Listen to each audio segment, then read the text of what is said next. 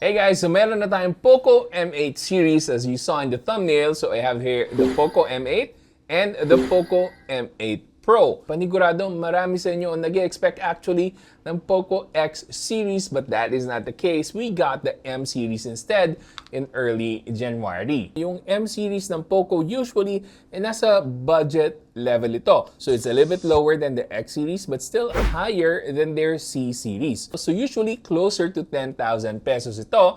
Pero ayoko na kayong paghintayin pa. Ito na yung presyo para sa POCO M8 and M8 Pro.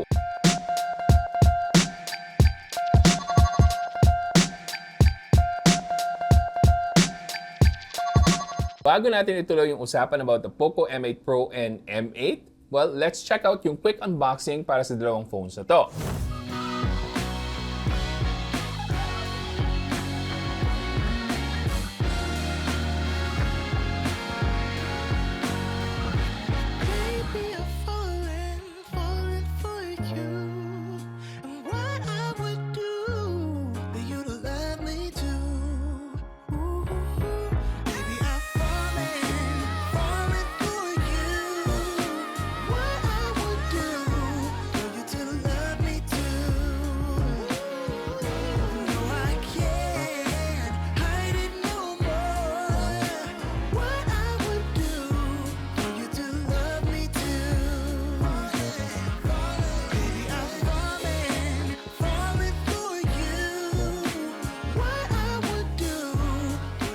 Okay, so simulan natin with the POCO M8. So build and design, meron tayong plastic na body. They didn't mention kung ano yung protection para sa glass panel natin dito sa display.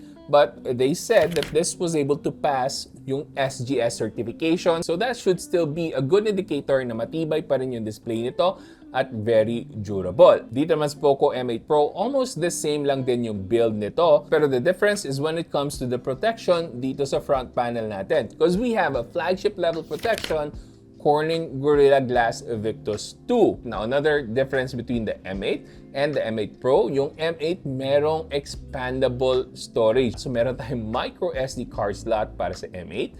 So, if you need that extra storage, this is the phone to choose. Dito sa M8 Pro, wala po tayo nun. And then, susunod naman, pagdating sa IP rating, so, itong M8 only has IP66 na water and dust resistance. Dito naman sa M8 Pro, we have IP68 water and dust resistance.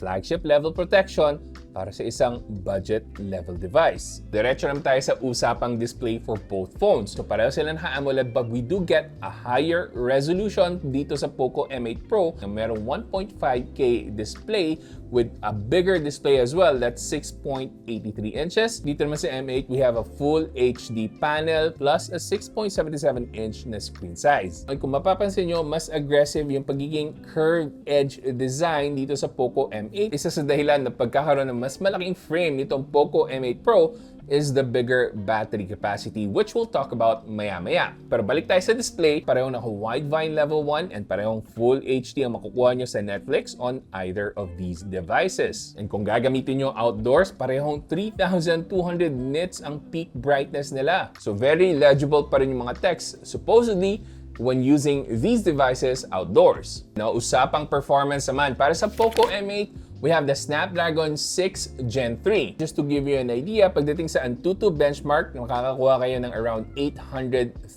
points. That's about twice the performance ng POCO M7 from last year. And dito naman sa POCO M8 Pro, we have the Snapdragon 7S Gen 4. You can expect about 1.1 million Antutu points dito. Unfortunately, nung ginagawa ko tong video na to, hindi pa pwedeng i-access yung Antutu version 11 para dito. So I can't show you yung Antutu score na nakuha ko. Pero maybe I'll do it in a full review. Let me know in the comment section if you want to see yung full review nito dito sa channel natin. But benchmarks aside, pagdating sa performance, ano ba yung dapat nyong asahan for the M8 and M8 Pro? Well, let's start with the M8. Sa M8, of course, kaya naman ito ng casual gaming. Actually, malakas-lakas na yung 800,000 points for something that's closer to 10,000 pesos. Kung naalala nyo, yung mga nakukuha natin before at this price range is yung mga Snapdragon 685, Snapdragon 680, and meron pang MediaTek Helio G99, G100, and the recent G200. So the Snapdragon Snapdragon 6 Gen 3 is definitely more capable than those previous chipsets. So kung Mobile Legends na naman, Call of Duty Mobile, walang problema dito. Pero kung hardcore gaming ang gagawin nyo with something like Wuthering Waves or Genshin Impact, or kung ano may mga bagong AAA games na graphics intensive, then this might not be the perfect fit para sa use case nyo. Kasi for that one, the POCO M8 Pro would be the better option. Of course, this is still not the X series na gaming phone talaga, but this can definitely perform way better than your POCO M8. So, pwede kayong mag-Wuthering Waves dito na naka-medium graphics or naka-balance para mas smooth yung gaming experience nyo and mas steady yung kaya niyang i-sustain na FPS for a better gaming experience overall. And of course, kung may mga iba pa kayong task na kailangan gawin on your phones, syempre, mas top performer itong POCO M8 Pro, especially for something like video editing. Mas okay to. Pero kung gagawin nyo lang naman is magbabrowse ng social media, Facebook, TikTok, YouTube, whatever, well then the POCO M8 will be good enough para sa mga task na yon. Sa aspetong camera naman, meron tayong Light Fusion 400 para sa POCO M8 and the Light Fusion 800 para naman dito sa M8 Pro. Plus, may OIS pa siya, giving this a similar setup sa POCO F8 Pro. Yes, you heard that right. Mala POCO F8 Pro yung main camera nito. But how about yung output? Of course, obviously, medyo lesser quality makukuha natin with the POCO M8. Sharp enough pa rin naman yung photos, pero pagdating sa HDR nito, hindi siya ganun kaganda. Hindi rin gaano maganda yung control nito pagdating sa highlights ng isang image, lalo na kung brighter yung lighting ng isang subject natin. Whereas dito sa POCO M8 Pro, napakaganda overall ng images na pwede nyong may snap. This reminds me a lot sa quality na makukuha natin with something like the POCO X5 Pro. The legendary POCO X5 Pro na surprisingly napakaganda ng cameras. Yung mga POCO X5 Pro users out there, you know what I'm talking about. Sobrang solid ng camera ng phones nyo. And this will give you the same feeling. Maganda yung image processing natin. Very sharp yung images. Maganda yung HDR. Maganda yung overall image processing. And pagdating naman sa video recording, we get 4K 30 FPS na stable enough kahit na naglalakad tayo, kahit na gumagalaw tayo. Whereas in comparison, dito naman sa POCO M8, meron rin tayong 4K 30 FPS, pero when we're walking, wala na po yung stabilization. Maalog po masyado yung image natin. So you have to maintain a steady grip para dito and huwag kayong maggalaw dapat para sa POCO M8. Now sa selfie video difference naman, with the POCO M8, you get 1080p 30 FPS.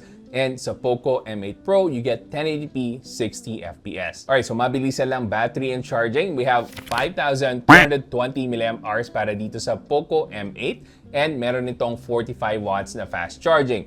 Dito naman sa POCO M8 Pro, we have 6,500 mAh and 100 watts of fast charging. That is flagship level battery specs. Kulang na lang dito magkaroon tayo ng wireless charging and this will have the complete battery package with the POCO F8 Ultra. Now, pagdating sa connectivity, parehong naka 5G yung dalawang phones na to and meron din tayong Wi-Fi 6E.